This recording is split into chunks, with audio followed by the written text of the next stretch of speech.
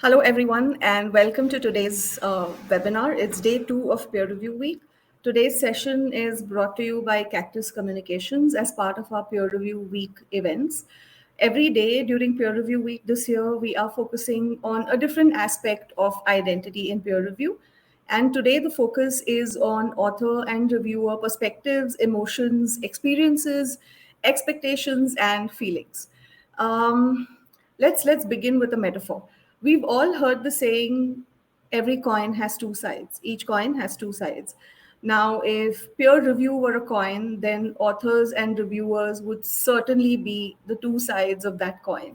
And today we are going to focus on these two sides and try to understand how we can bridge the gap between authors and reviewers, the gap in understanding and expectations between authors and reviewers with the help of empathy. I have with me Erin Owens, who's a fantastic speaker, and Erin also has a lot of very useful insights and some secret tips and tricks to share with you. And I also have a few very interesting announcements and resources which I think you will find very useful. So stay tuned. A couple of words about Cactus before we begin. So, Cactus Communications is a technology company. Since 2002, Cactus has focused on accelerating scientific research by facilitating the dissemination of information to the global scholarly and academic community. All the services and solutions that Cactus has designed have been driven by this intent, and everything that Cactus has done has always been designed thinking about the researcher and by placing the researcher at the center. Cactus has a global workforce of 3,000 plus experts and customers from over 190 countries. And I'm very proud to say this because I'm a very proud member of the Cactus family. Cactus is also considered a pioneer in workplace best practices and has consistently ranked as a great place to work for over the past several years. So, Cactus solves problems for researchers, universities, publishers, academic societies, and life science organizations through innovative products and services. All of our solutions are developed under the brands Editage, Cactus Life Sciences, Researcher.life, Impact Science, Unsilo, and Cactus Labs. Each of these brands serves to meet a distinct researcher need. Let me tell you a little more about Editage, which is the flagship brand of Cactus and also the brand that is behind Cactus's Peer Review Week activities. So, Editage is the flagship brand of Cactus. Since its inception in 2002, Editage has helped over 430,000 authors and publish 1.2 million research papers in scholarly journals. Editage helps scholars break the confines of geography and language, bridge the gap between authors and peer reviewed journals, and accelerates the process of publishing high quality research. And as you can see, Editage offers a wide range of solutions such as editing, translation support, and publication support services. A little bit about Researcher.life. Researcher.life was launched in 2020. This is an integrated ecosystem of tools and solutions that are designed to simplify the life of the researcher. And the solution that form part of the Researcher.life ecosystem include a personalized literature recommender, as you can see on your screen, a premium language and publication service solution, a manuscript optimizer, a smart journal finder, a global community forum for researchers, which I am part of, and online training courses to help researchers develop themselves further. And in case you are wondering who this person is, she's talking nonstop. In case you're wondering who I am, my name is Jayashree Rajgopalan. I am your session moderator for today. I've been with Cactus for over a decade and I've played multiple roles here. Everything I do at Cactus, every conversation I have with researchers, have always helped me get a little closer to understanding and appreciating how everyone in academia has their own unique journey and contribution to make. I currently oversee a global community forum for researchers at Cactus, and I'm also co chair of Peer Review Week 2021. And I'm not alone. I'm supported by a fantastic team behind the scenes who will be interacting with you on chat, or they will share important resources with you in the course of this webinar. Andrea, Neha, Mriganka, if you could just say hi to the folks now in the chat window, that would be great. This is just me giving you guys a shout out. Thank you for supporting this session. And as I told you earlier, I have a couple of interesting announcements to make, and I'm about to make the first one. So, drum roll, please. So, we'd like to share with you a free ebook we created especially for Peer Review Week. This ebook is on how to handle tricky peer reviewer comments, and I'm sure we could all do with some help on this. So, Neha, if you could please release the link to this ebook on our chat window and screen. So Neha would have released the link to this ebook on your screens by now. Just click on the link to download your free copy. I'll give you a moment to do that. And while you're doing this, I'll just run through a couple of quick housekeeping announcements. You all may have already seen the chat box on the right-hand side of your screen. Use that to talk to us, to talk to each other, to share your experiences, comments, or thoughts on peer review. And if you have a question that you'd like Erin to address, just right next to chat on towards the top right hand corner of your screen, you will see Q&A. So please share all your questions for Erin in the Q&A box, and we'll try to address as many of them as we can. I said we have a couple of announcements. The handbook was just the first. There is something else very exciting coming up, so I'll share that with you later. I can't be giving away everything at once. We are giving out certificates of attendance for this session. So if you would like a certificate of attendance, please stay till the end. We are releasing a feedback form, and you can request a certificate of attendance on the feedback form. Please do not request a certificate on the chat or the comments box. And don't worry if all this sounds like a lot of information, and if you think we have a lot of links, we have you covered. We will share all the links with you once again over email when we compile all the activities and a summary of day 2 of peer review week with you. So all we need you to do is to just sit back and enjoy the rest of the session. It's now time for me to step aside literally and hand over to Erin, who is Erin Ovens, who's a professor at Sam Houston State University in Texas. And she's also someone who has actually seen both sides of the peer review coin. So over to you, Erin. Thank you so much, Jayashree. Give me a moment to share my screen. Sure. Erin, I'm going to turn my video and mic off so I don't distract you or anybody else. And this conversation is all yours now. All right. Can you see my screen now? Yes, Erin, we can. Okay, excellent. Thank you. Well, hello, everyone. Good morning or good afternoon, depending on where you are in the world. Thank you so much for joining us. I am just so humbled to have this opportunity to speak to you during Peer Review Week. So my name is Erin Owens, and I wanted to give you just a little bit of background about me to provide some context for the experiences I'm going to discuss. So my discipline is academic librarianship. I began on the tenure track as an assistant professor in 2007. I earned my tenure and promotion to associate professor in 2013, and I earned my promotion to full professor in 2020. I've authored or co-authored about 17 peer-reviewed journal articles, plus a variety of other publications that were not refereed. And I've also peer-reviewed for 13 or more journals in my field since 2013, and I'm currently serving as an associate editor with evidence-based library and information practice, and I've served on some editorial boards over time. So I feel like I've got a pretty decent amount of experience on both sides of this peer review process. My full CV is available online if anyone's curious to take a look, and I've got my contact information there. So what I want to talk about today is bridging the gap between our experiences as authors and as peer reviewers.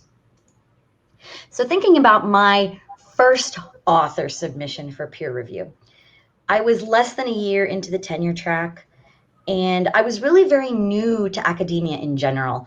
My field is a terminal master's program, kind of like having a master in fine arts or an MBA.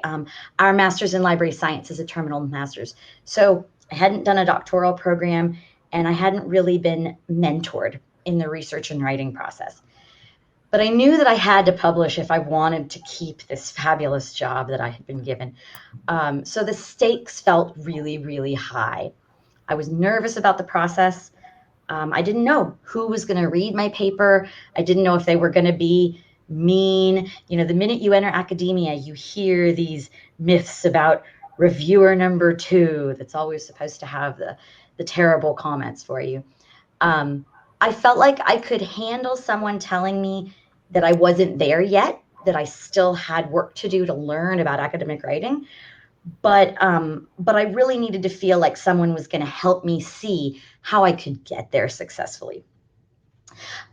By the way, just thinking about the photo on this slide, I was going to let you know, you're going to see a theme through my slides of photos of children, because in many cases, both my best and my worst moments with academic research and peer review make me feel like a child.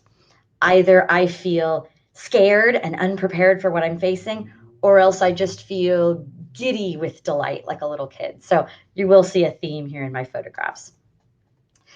So at this point, I'm going to launch a quick poll. Neha will help me launch the poll here. I want to know a little bit about your experiences and kind of see where we're all coming from in this journey. Let's see.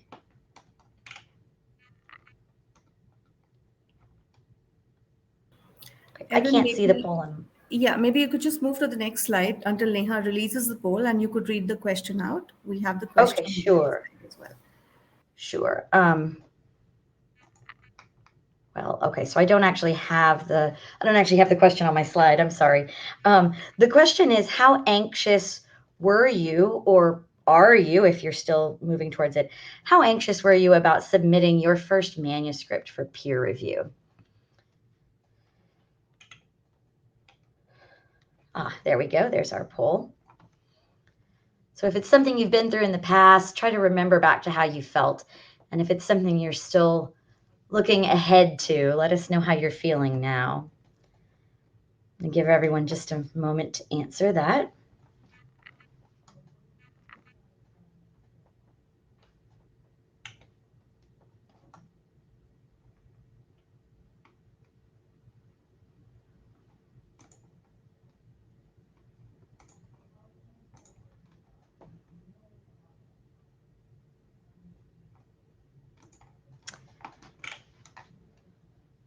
All right, we're seeing some responses coming in. This is exciting.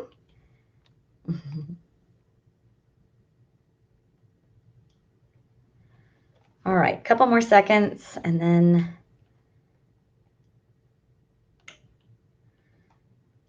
oh, Benjamin says in the chat, I was just anxious to see what was going to come out of it. Yeah, I agree.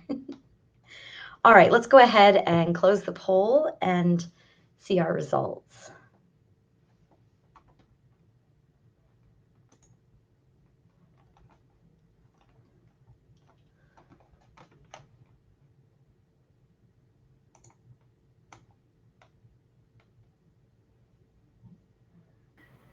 Neha, are these the results of the poll?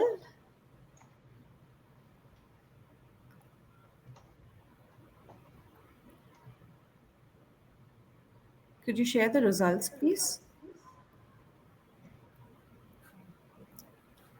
This is a lot of suspense. I'm really curious to see what everyone has just said. Because I know what I voted for. I feel physically sick with anxiety because that's how I felt. This is the result. We closed the poll. That you see on the screen is the result. Okay. I'm not seeing any numbers or... Yeah.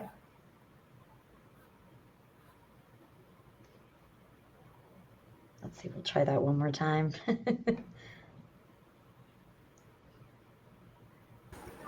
Can you see it now? No, I'm seeing the options, but it says creator did not share the results.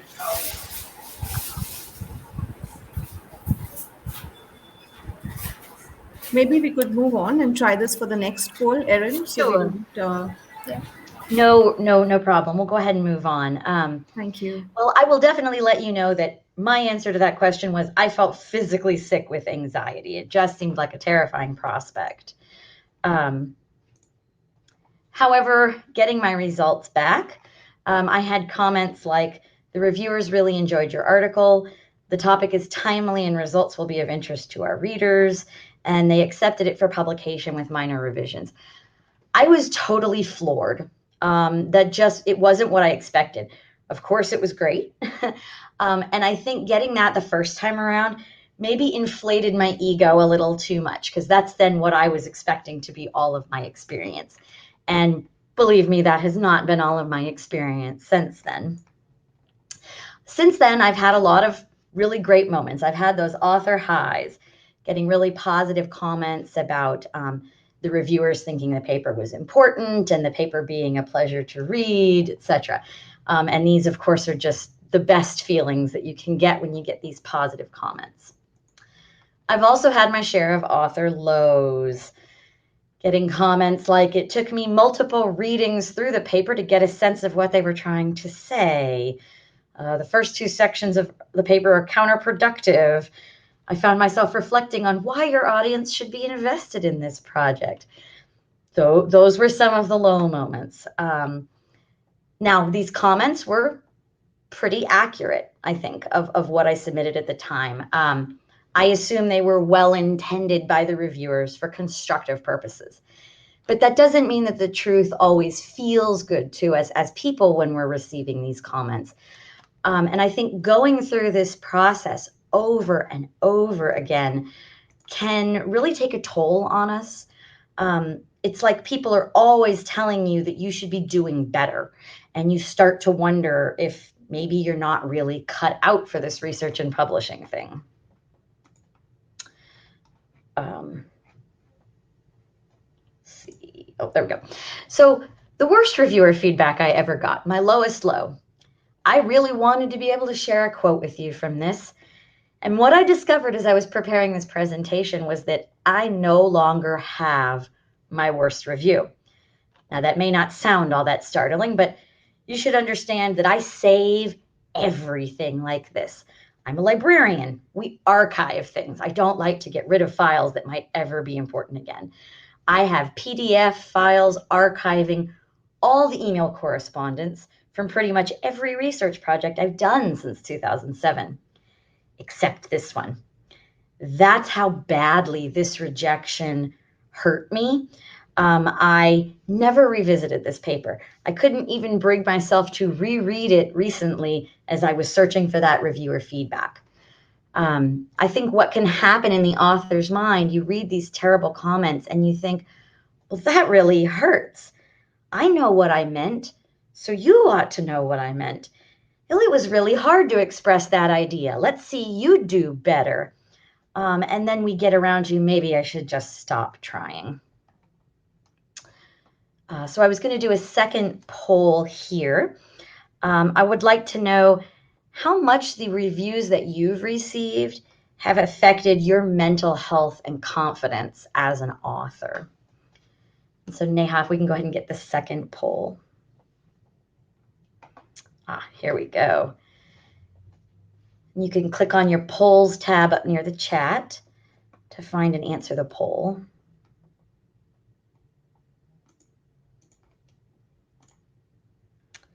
We'll take just a moment to give people time to respond. This looks good. Now I can see the results coming in on the screen.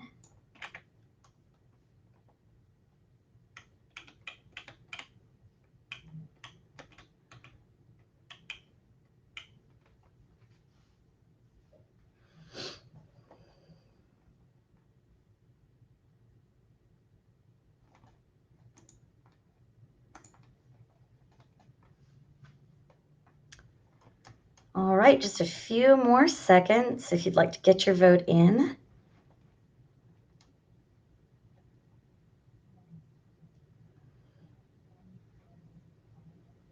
I love this. I can see them ticking in vote after vote.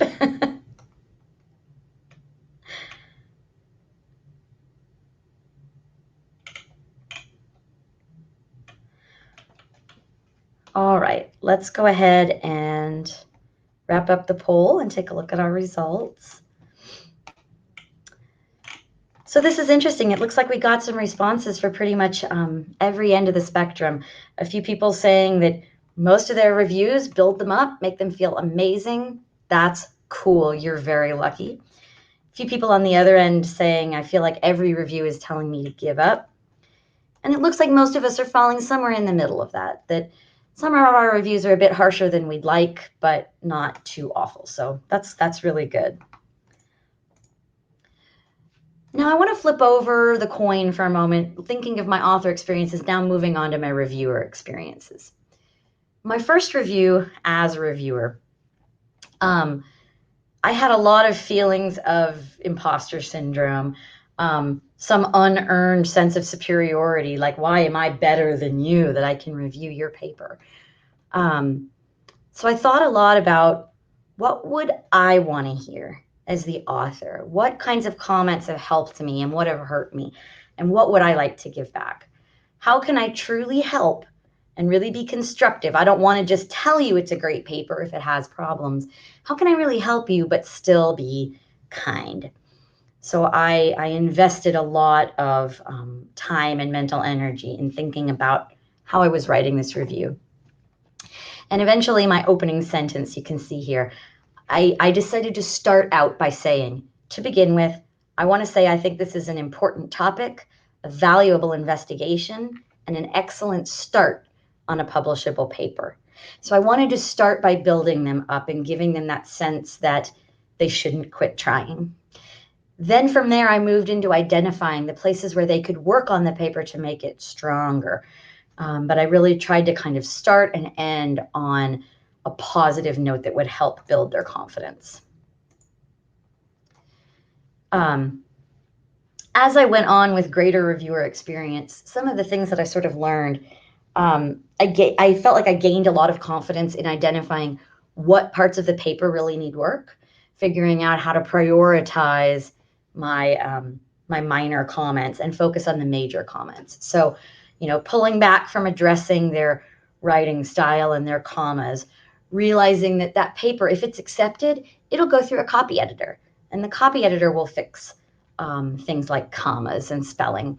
And that I don't necessarily need to critique their writing style. Maybe that's just their authentic voice. So I tried to really learn to focus on the big picture topics and not nitpick them on the little things.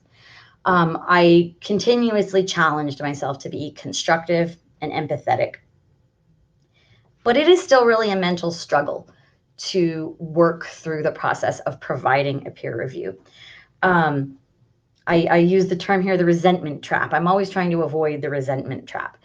What I mean by that is that if I agree to review a paper and I start digging into it, and maybe it's really kind of a weak paper, it's easy for me to fall into a trap of resenting this person and saying, why am I spending my time reading this? Why don't you already know how to do it the way that I think is right? And I really have to stop myself and avoid doing that. Part of that process of stopping that resentment is checking my privilege. When I say I check my privilege, what I mean is I have to remind myself that I am reading from a position of greater experience. Been doing this a long time, been in academia a long time. Whereas that writer may be brand new to the process. This may be their first paper and they are still learning how to do it. I'm also reading from the position of a faculty member in a Western English-speaking institution that has good resources. Some of these writers may be coming from a less resourced institution. They may be trying to explain complex concepts in English, even if that's not their first or their strongest language. So I really have to stop and remember that my context is not the same as everyone else's, and that I need to give them the grace of coming from different circumstances. And then lastly, I really want to think about remaining accountable. So even if we go through anonymous peer review, that author doesn't know who I am. They can't send me an email later and tell me that I was mean to them. But the editor does know who I am. And I still need to remember that I am accountable for the words I choose. I'm accountable for the comments that I give. And I need to be sure that I'm giving comments that I am proud of and that I could stand behind, even if that author was given my name at some point. Eventually, I gained some added perspective serving as an editor. In many ways, I find that I'm still providing the same honest, constructive feedback that I did as a reviewer. But as an editor, I know the author's name. I know who they are. It makes it more real. You know, it's standing in front of your friend and saying something hurtful to their face instead of maybe saying something hurtful to a stranger on social media.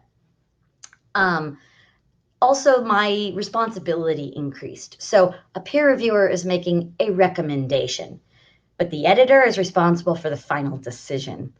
That requires really intense thought and empathy to decide how we can craft a decision letter. And even if we are not giving a positive decision, we want to be constructive and to help that author figure out their next steps to do better with this work. We struggle as editors with the ethics of to what extent do we intervene in harsh peer reviews? If I get a review back from my reviewer and I read through it, if I see a comment where I say, you know, that comment isn't fair, it's too harsh, it's not constructive, I have to then question, do I take that comment out of what the author sees? Or do I ask the reviewer to remain accountable for those comments, even if they may be hurtful for the author? It's still an accurate representation of what I received. And those are not easy choices. Figuring out how I can give that author suggestions to be successful. Sometimes that may mean that I go out and research other journals that I think would be a better fit for their paper, and I may give them suggestions of other places to submit. But the bottom line really is that it's not emotionally easy for anyone to decline a submission. It's not something we do lightly to be mean to an author at all. It's something that comes from a lot of thought and effort. So I want to share some of my tricks on both sides of the process. As a reviewer, I want to be sure that I am bringing as much empathy as possible to the table to complete this process. One of the things I do is read on paper instead of the computer. Partly that is to help me to avoid distractions so I don't see emails popping up and instant messages. Partly I find that I just connect with the paper differently. So I always like to print the paper out and review it on paper. I want to be sure I'm getting comfortable. So I actually have kind of a soft, loungy sort of chair in my office. I will come away from my desk chair, and go and sit in that chair and really get comfortable and be sure I am fully devoted to this effort of reviewing. I'm really giving it my full attention. I like to mark up the paper in either a green pen or a purple pen. This is my own psychological thing, that seeing red marks through a paper feels very negative. It just feels harsher to me. If I mark it up in green and purple, I can imagine that it's more constructive and it's not like a teacher who's scoring you down on your grade or something. I try to strategically imagine the identity of the author whose work I'm reading. If we're doing a double-blind peer review, then hey, they can be anybody in my head. So I will imagine that they're a grad student and that I'm reading their very first scholarly submission. I picture, you know, if I'm sitting there reading a paper and I start picturing the smug senior scholar across the hallway from me who acts like my work is never good enough and his work is perfect, if that's the person I'm picturing, I'm inclined to be too harsh because I'm creating expectations and imagining a certain context. So if I imagine some nervous grad student who's just really desperate for a mentor that's going to help them improve, I'll treat the paper more accordingly to that context. And then I finally, as I kind of mentioned a moment ago, I really work hard to include positive feedback along with the more constructive areas for improvement so that the whole review doesn't just feel like a big dragging criticism. Now, on the other side of this process, my tricks for empathy as an author. When I get a review back, I really do my best to read it and listen objectively. That is not always easy. We can get very attached to our work. We put a lot of effort into it. We want to think that it's good, and it can be very hurtful to hear someone say that it's not good or that it's not there yet. But I really try to step back from that and say, okay, let me assume that this reviewer has the best of intentions and wants to help me. Let me step back and try to listen objectively and really think objectively about the quality of my own work. I go ahead and try it their way. If maybe there's a sentence or a paragraph that I really liked, but they're telling me to do it differently, I'll keep my copy and I'll make a new copy and I'll try it their way and I'll compare them.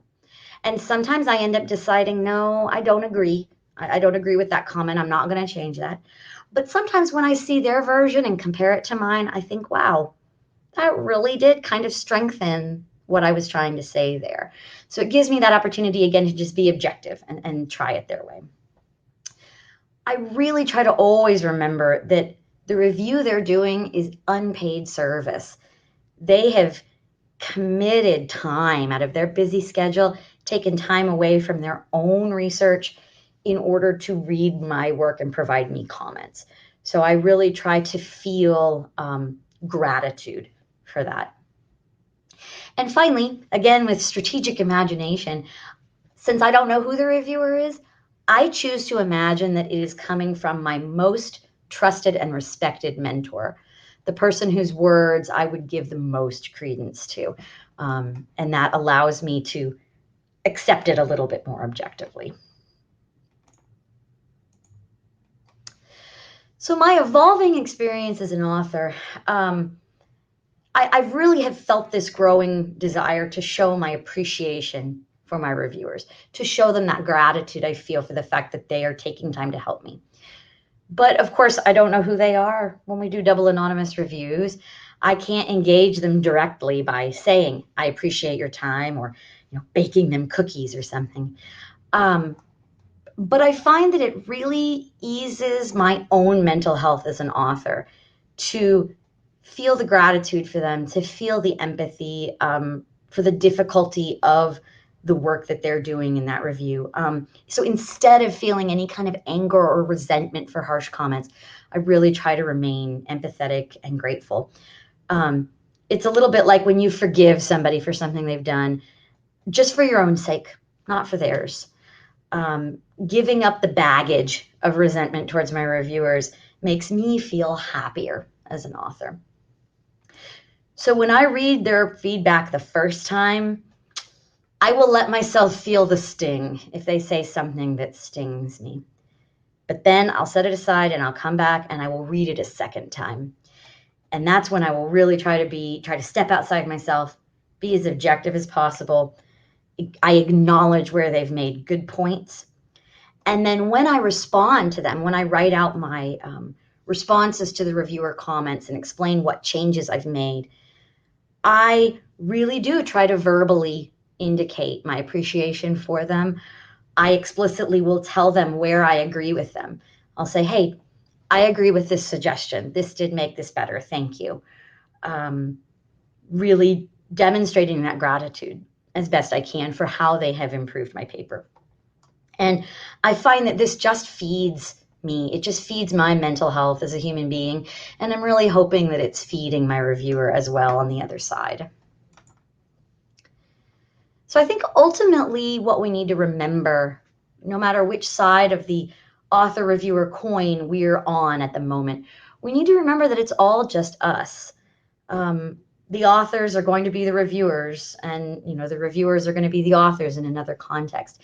It's the same humans taking turns on either side of the process. So if we can remember that it's our peers, our friends, our network, our students, it's not just some faceless nemesis on the other side that's out to get us.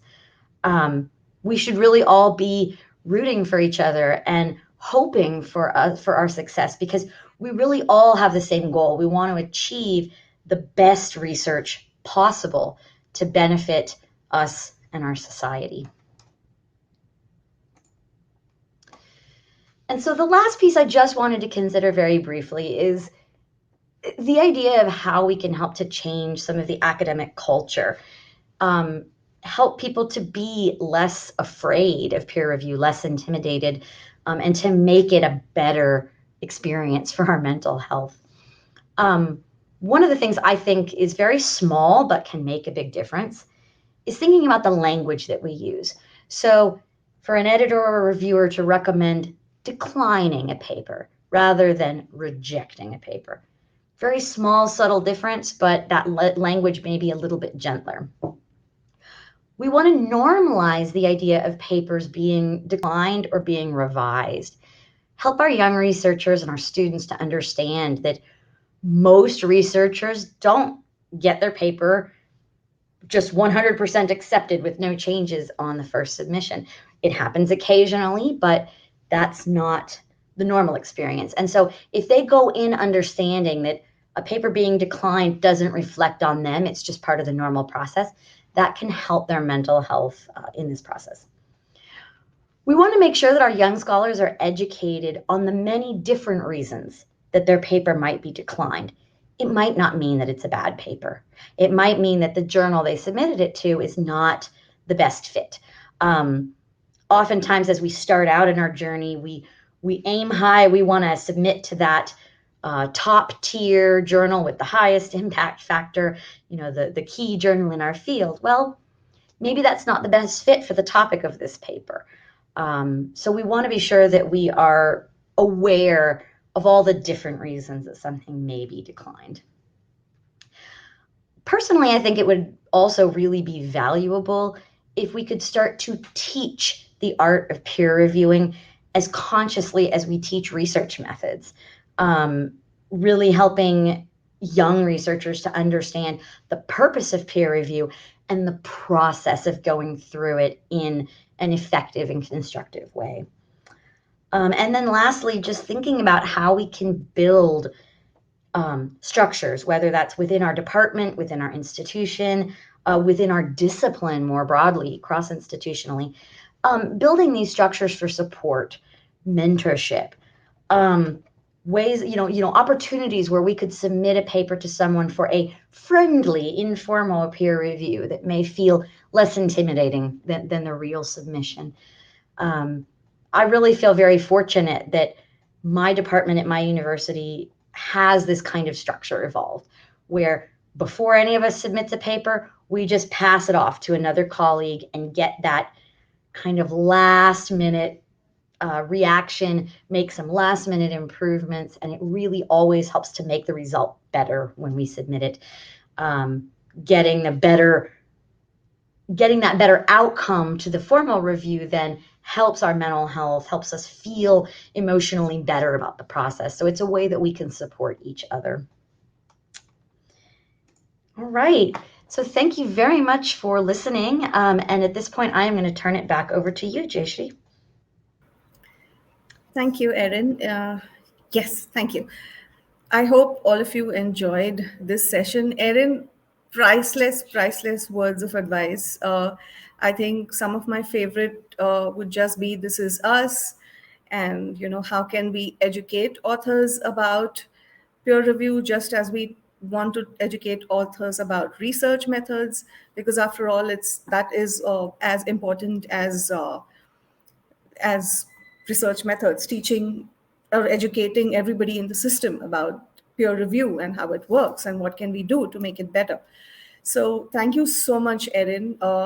I really feel like going back to a lot of what you said and picking small sentences and phrases as quotable quotes or nuggets of wisdom.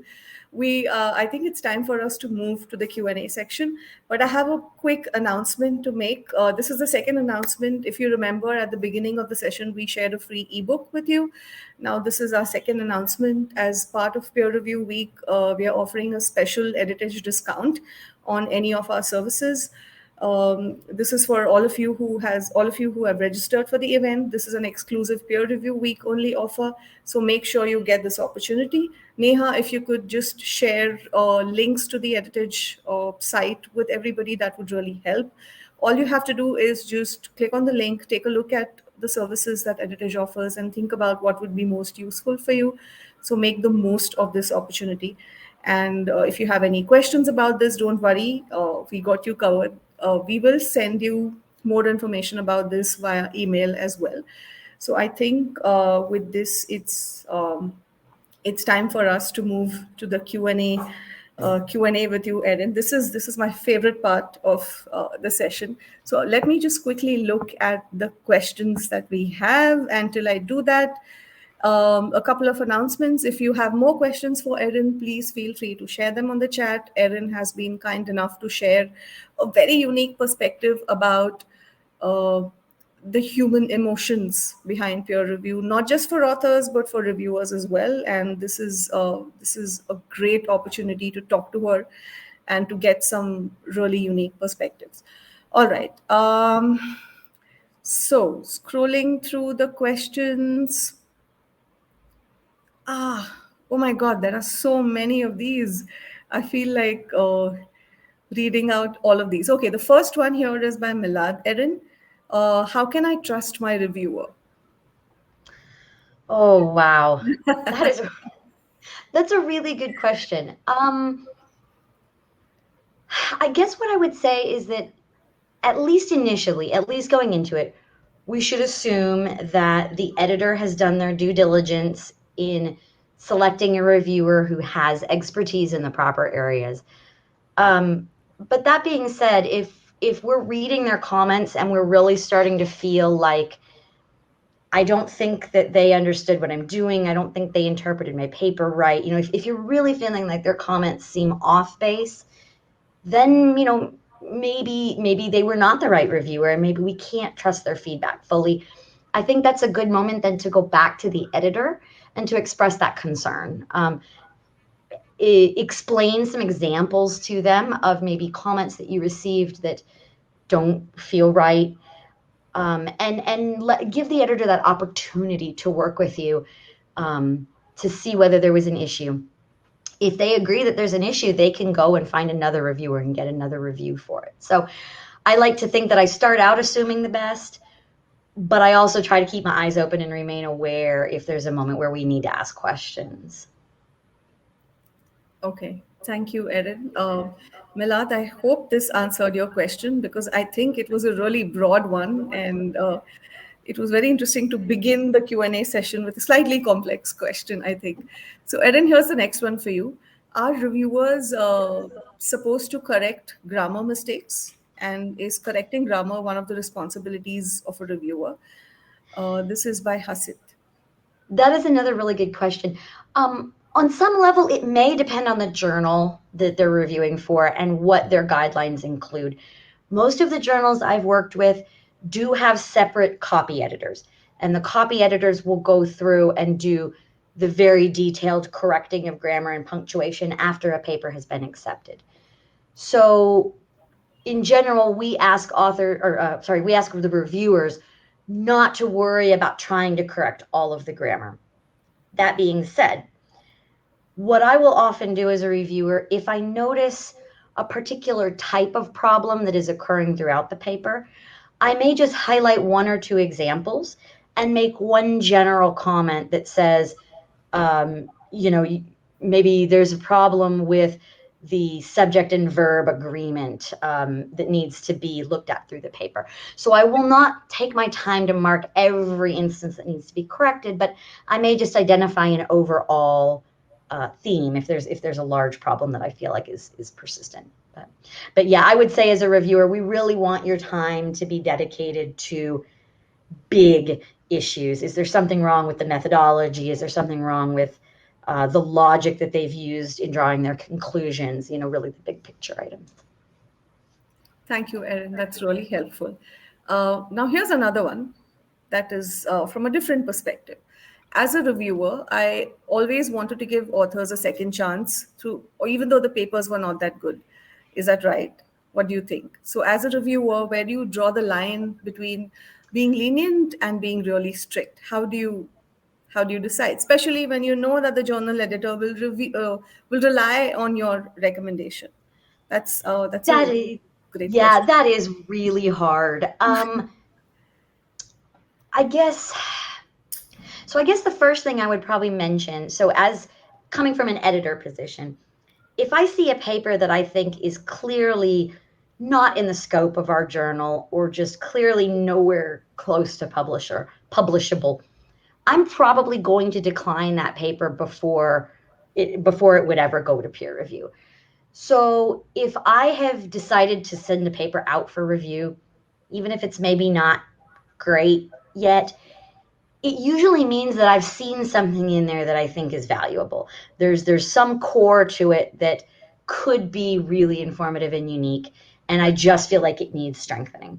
So if you keep that in mind as a reviewer, that the fact that it came to you at all means the editor saw something there, then I think you can feel comfortable with, being lenient. Go ahead and give it a revise and resubmit.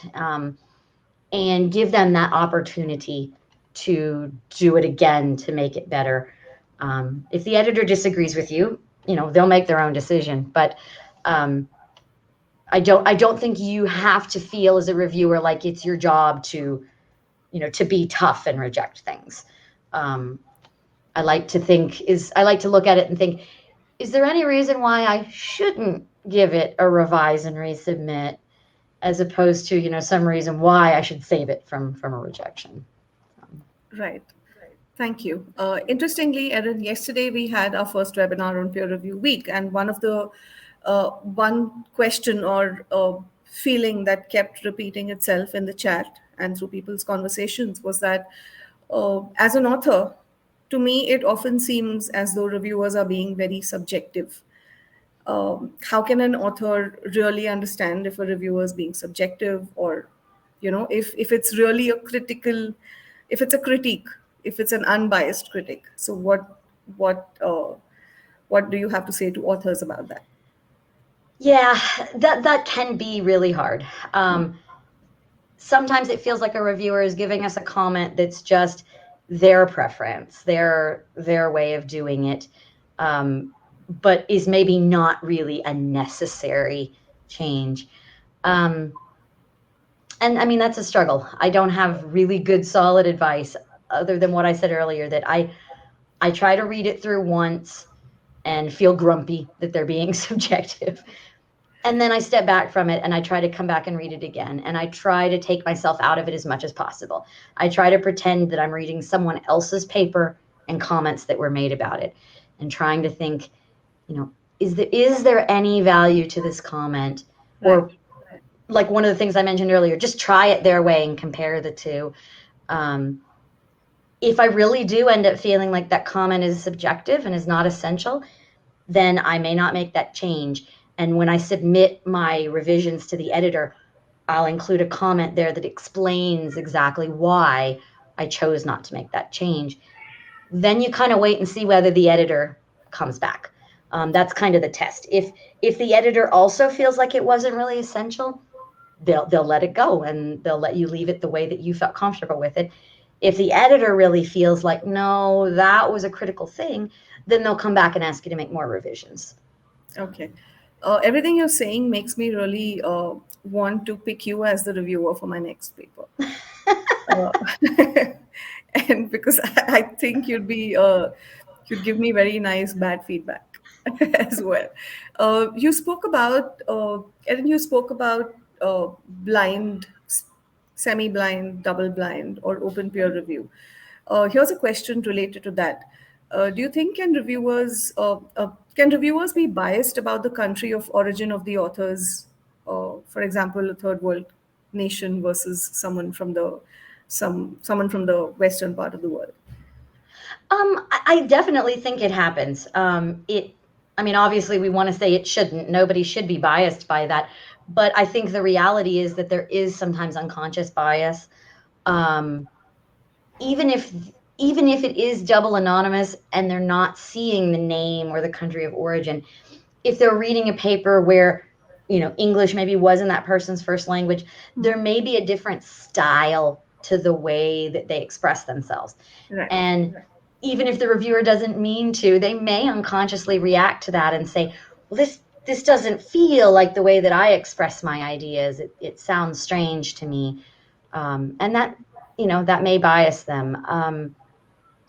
I think another possible piece of it, and I'm thinking about my experience at the journal that I edit for right now, a lot of times the papers that we get from, smaller, more developing countries, those papers are often focused on local problems in, that country and that community, which I think is great. I mean, I think that's very important. But sometimes when our reviewers read it, they may have a certain bias towards saying, well, that doesn't seem big enough. That doesn't seem, universally applicable enough.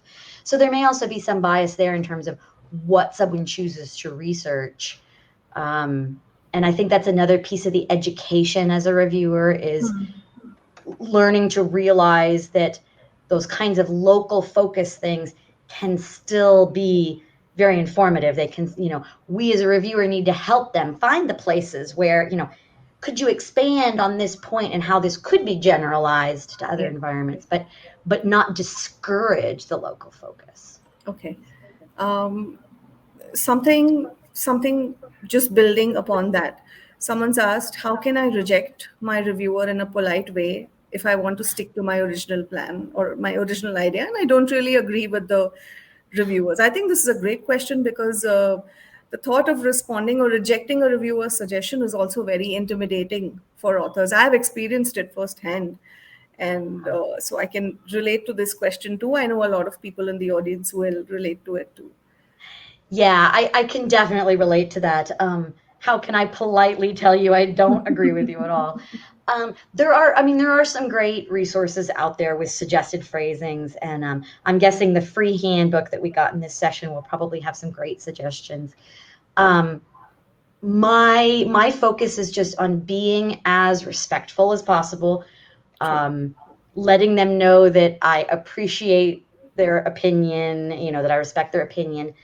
And then trying to provide a clear explanation for why I've chosen not to change it so that it doesn't come across as just, I disagree with you, but saying, I appreciate your opinion, but I've decided to keep it the way it is because, and then really try to be as clear as possible about how I think it benefits the overall paper. Thank you. I'm sorry. I was also trying to look at a lot of these other questions that are coming in. So here's this one that is also close to home, that will be close to home for a lot of people here. I have a manuscript that has been rejected several times. I've now almost given up. My question is it okay to give up publishing a manuscript because it has been rejected over and over again, even when I still feel it contains a great idea? That is a really tough one. When, I do a lot of workshops with graduate students that are trying to break into publishing their research. And this is one of the things we talk about, that if you get a paper declined once, doesn't mean it's bad. You may want to try another venue, keep trying. The data has shown that going through multiple rounds of peer review really does improve a paper over time. So you can think of those declining rounds, if they're still giving you comments back, you can still think of them as constructive. But at the same time, I think it eventually reaches a point where you just have to make a decision emotionally of how emotionally invested am I in publishing this particular paper, or how much is it emotionally damaging me to continue to see it rejected? And while I encourage people to try again, I also encourage people not to feel bad if you eventually reach a point where you say, I'm just ready to put this one down and focus on something else. Because it does take a lot of emotional energy to keep working with that same piece over and over again. So I don't think there's really a right answer as to how many times you should submit it, but just really trusting your gut instinct when you're ready to move on. That's very sound advice. I think trusting your gut probably comes first. I think we can take a couple of questions. I know a lot of you have asked quite a few questions. I'm just looking at this and I'm quite overwhelmed myself. Erin, we may come back to you with some follow-up questions so we are able to get back to everybody. So I hope that's okay with you. Of course, that would be Here's an fine. interesting one.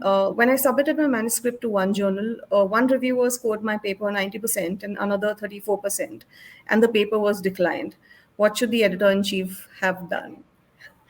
That is so hard. For me, that is the most frustrating situation. When one reviewer says it's fabulous and another reviewer says it's terrible. And um, myself as an editor, if I have two reviewers that are really that different in their opinions, I will usually opt to get a third review. Okay. And it's a challenging decision because it's going to make the process take longer if I have to initiate a third one and then wait. And I hate to make the authors wait, even longer in suspense for a decision. But if I'm really looking at their comments and feeling like I just can't reconcile those differences of opinion, then getting a third review can help me to get more information and make me feel a little more confident in making my decision. But the other piece of it too is that the editor is also a reviewer.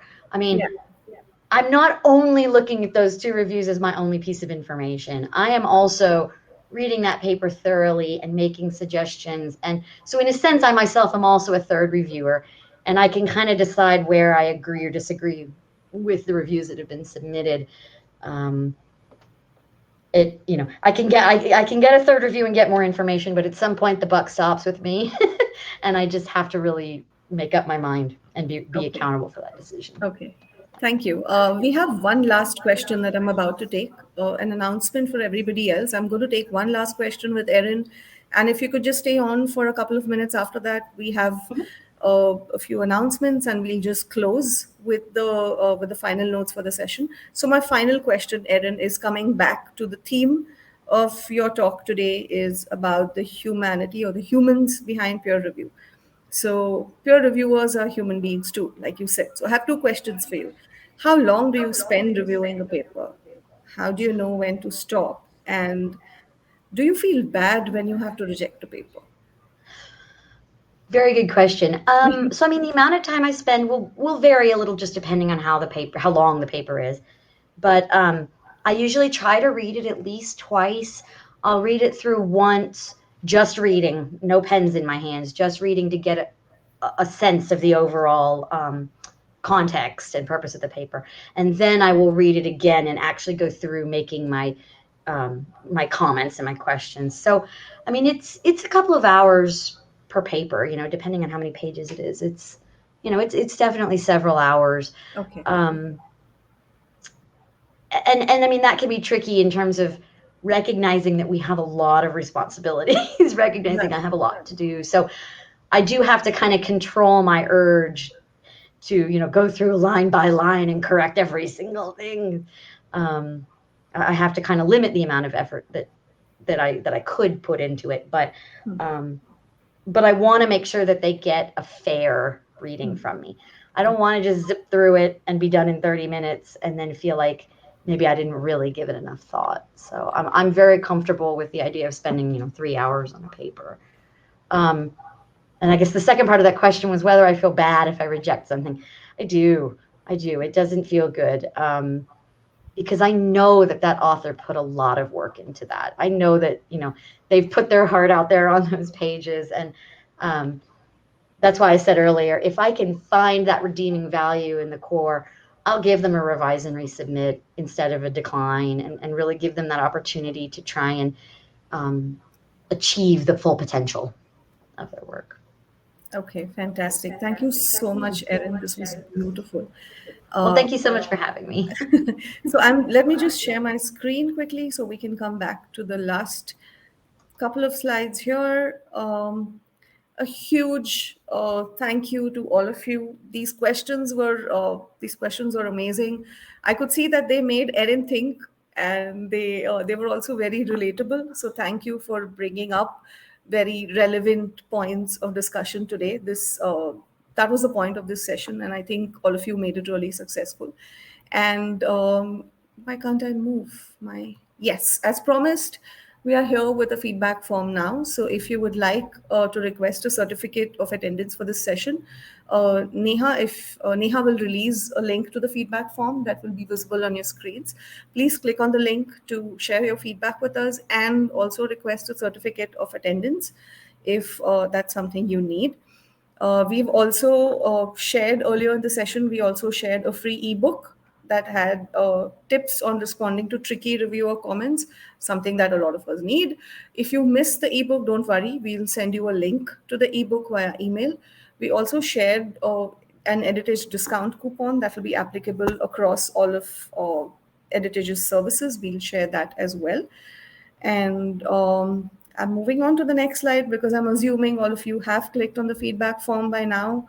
So thank you so much. If you have any more questions for us, feel free to reach us at this address. And Neha will once again share a link to editage.com where you can go take a look at the services we have and make the most of this opportunity to use the Editage discount coupon. Erin, thank you so much for your time. This was amazing. It's just day 2 of peer review week, and I am amazed at the breadth and depth of conversations we are having. So thank you so much, Erin, for doing this, and thank you everyone for being here. You all made it really, really special. Thank you so much. Thank you, Jayshree. Thank you for inviting me. Thank you. Neha, if you could give us instructions on whether we should stay here or whether you would like us to leave.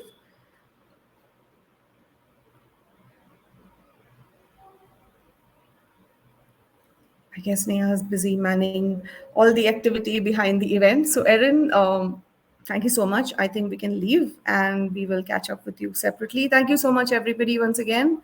And happy peer review week. Thank you. Bye bye.